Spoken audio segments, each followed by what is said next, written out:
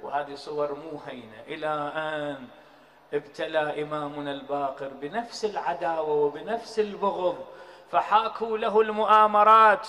وهشام بن الحكم ذلك الرجل الأموي الذي كان ممتلئ حقدا على الإمام الباقر ما وجد وسيلة وما وجد طريقة لكي يدس السم إلى الإمام الباقر إلا أن جعل له السم في سرج، وركب الإمام الفرس وانتقل به من مكان إلى مكان، فانتقل السم إلى جسد الإمام. وعندما انتقل له السم عن طريق أقدامه بقي الإمام من يوم 1 ذي الحج إلى مثل هذا اليوم السم ينتشر في جسده والمرض يصارعه، إلى أن أوصله السم والمرض إلى هذه الليلة وإلى هذه الساعات وهو يجود بنفسه. والتفت إلى ولده الصادق سلام الله عليه الذي كان جالسا عند رأسه وطلب منه طلب، قال: بني اجعل عند قبري سراج، أريدك تشعل لي شمعة يم قبري. شوف شلون فرد طلب عجيب الإمام الباقر، عنده فرد هدف، عنده فرد غاية، عنده فرد تربية لأهله ولشيعته. الإمام الباقر بعدها يودع عائلته، الإمام الباقر بعدها يسلم المواثيق لولده الصادق، الإمام الباقر بعدها يستسلم للموت ويستسلم للشهادة. آجركم الله، إمامنا الباقر مدد رجله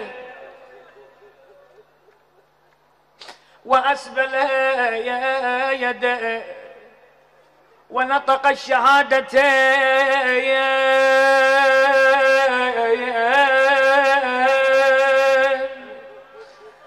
أشهد أن لا إله إلا الله وأشهد أن محمدا رسول الله.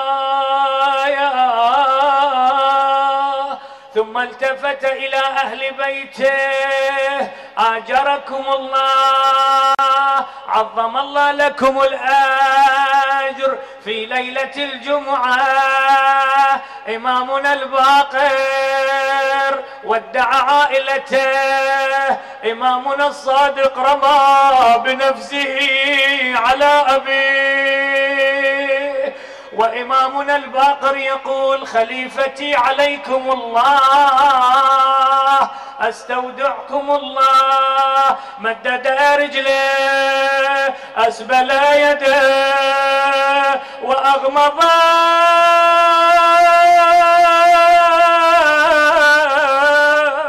عينه. هل من منادي ثلاثا وإمامه؟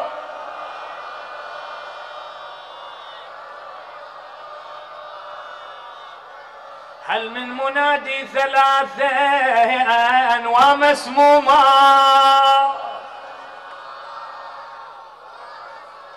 هل من منادي ثلاثا ومظلوما؟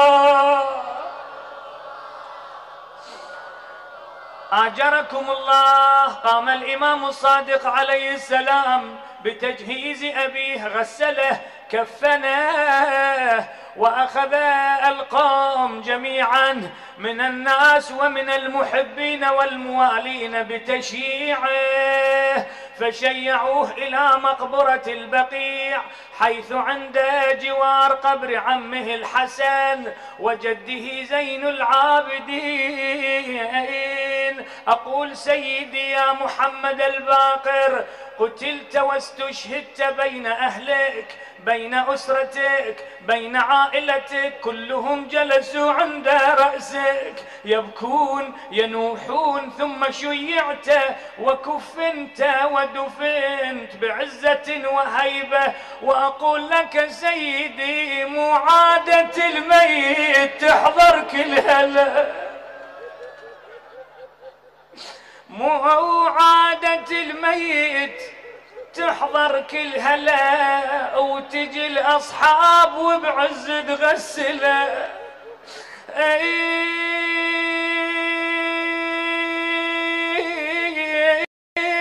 بس الحسين وحيد بكربلاء، بس الحسين وحيد بكربلة، وحده وحده ما واحد اجا وغسله. وقفت زينب على مفترق طريق، اخذوها قهرا اخذوها جبرا. لو خيرت زينب لبقت عند جسد الحسين، لبقت عنده. لكن الحيرة، ارفع رأسك وشوف المصيبة، من هنا رأس الحسين على الروح، ومن هنا جسد الحسين على الأرض. وهي ساعة تنظر إلى الرأس وأخرى تنظر إلى الجسد، تقول له خويا روح ميسرة ويا الرأس، أروح ميسرة ويا الراياس، جسمك من يدفنه هنا. أظل يم الجسم يا حسين، راسك من يروح ويا.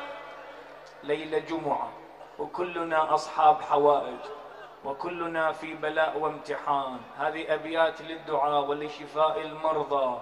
زينب هاي بنت علي بن ابي طالب، بنت فاطمه الزهراء، اخت ابو فاضل، هاي اخت الحسن والحسين. باي حال نريد نقرب ونة العراق وكون الله يفرج عن العراق. هاي الاهل دللوا، اريدك على كيفك، ممشي عليك الباقر، اعرض حاجتك وافتح قلبك. خلينا هالدقيقة نعيشها ويا الإمام الباقر بليلة الجمعة. هاي الأهل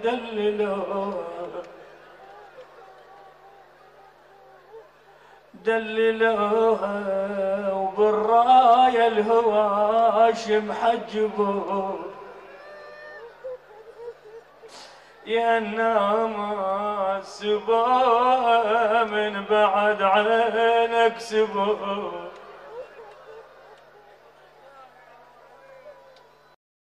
زينب لو ما عاتبت خلنا نسمع عتابها. اي والله نعتي بنعتي يا اهلي وحق منعاتب. اي والله منعاتي بمنعاتب، ترى نسوانكم بين الاجانب. والله نسوانكم بين الأجانب، والله تعبنا من نوم الخرايب.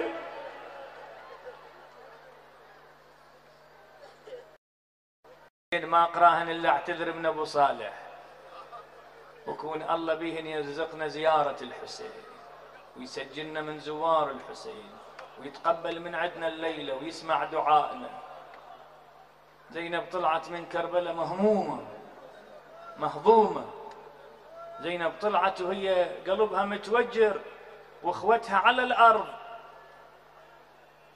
اي والله يا محلى الاخي يتلاعد اخوان، والله لاعد اخوان وتقعد بفيهم وين ما جاء. بعدني ما قاري لك البيت، افتح قلبك ومد ايدك سائل لله الليله جمعه. تقلنا ذليلات يا الوالي مشينا، والله مشينا نتعثر يا بعد اهل بمشين.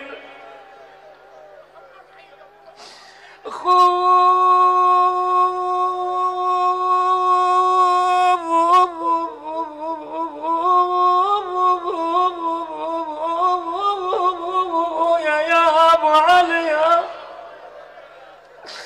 خويا بحبال خشنه مجتفين، والاصعب والله مجتفين مجتفين وحجاب ما خلوا علم، هل من منادي ثلاثا يا حسين؟